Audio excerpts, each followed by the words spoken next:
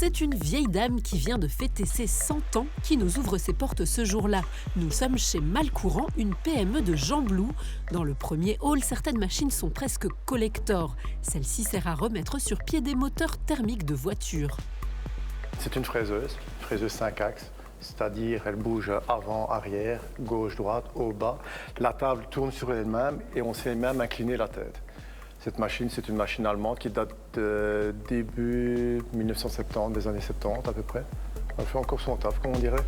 En 1925, l'industrie automobile naissante est au cœur de l'activité de Malcourant.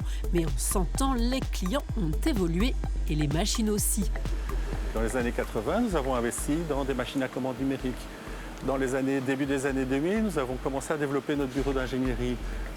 En 2025, comme vous le voyez derrière moi, nous partons sur de l'automatisation, de la robotisation. On peut travailler aussi bien pour le domaine automobile, aussi bien pour l'aérospatial, aussi bien pour le domaine de la santé que le domaine du loisir. L'entreprise, qui regroupe une vingtaine de collaborateurs et affiche un chiffre d'affaires de 2,5 millions d'euros, est spécialisée dans ce que l'on appelle la mécanique de précision, c'est-à-dire la conception et la fabrication de toutes sortes de pièces métalliques en série ou à façon.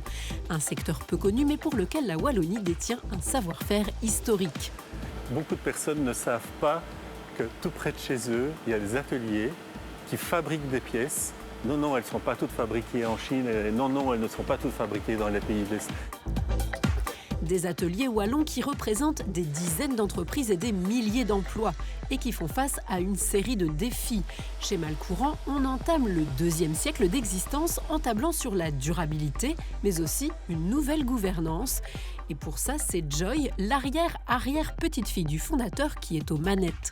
Notre challenge, c'est de dire comment est-ce qu'on va faire pour rester encore les 100 prochaines années. On a pris le pari de passer sur une gouvernance participative, donc c'est-à-dire qu'on va faire des sessions collaboratives avec tous les employés, tous les opérateurs, pour prendre des décisions en termes d'excellence opérationnelle, de marketing, de commercial et d'innovation.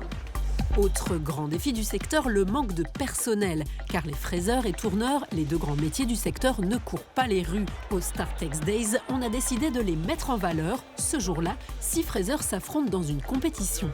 J'ai le dessin de la pièce en 2D, donc sur papier. Moi, je dois la modéliser sur l'ordinateur. Ensuite, je dois décrire à la machine les mouvements qu'elle va faire. Donc, on vient vraiment découper sur la pièce toutes les formes qu'on voit, pour faire toutes sortes d'applications. Là, je suis à ma 4e participation au finale national de Belgique. Et donc, c'est motivant parce qu'on apprend plein de choses. C'est une belle mise en valeur des métiers techniques. C'est difficile d'attirer les jeunes parce que c'est un métier qui est un peu connu des jeunes aussi. Je pense que souvent que le métier technique, on va salir les mains, on va être dans l'huile, alors qu'en fait, non. Voilà. Quand on regarde ici, on a beaucoup d'informatique, on est sur le PC, on fait de la programmation. Des évolutions techniques qui ne s'arrêtent plus et qui auront un impact sur les compétences demandées aux candidats dans le futur.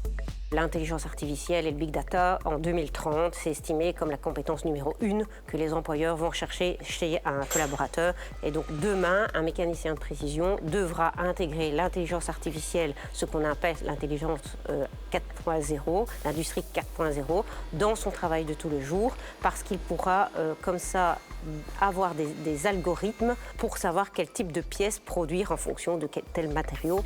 Un secteur d'avenir donc, un secteur qui recrute également. Aujourd'hui, 14 000 personnes sont recherchées dans les entreprises technologiques belges.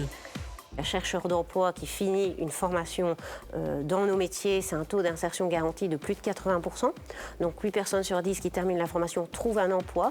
Voilà peut-être de quoi séduire les plus jeunes qui sont 13 000 à arpenter les couloirs des Startex Days. Noah, lui, a déjà reçu plusieurs propositions d'emploi et il a le sourire. Il vient d'être sacré champion de Belgique de fraisage.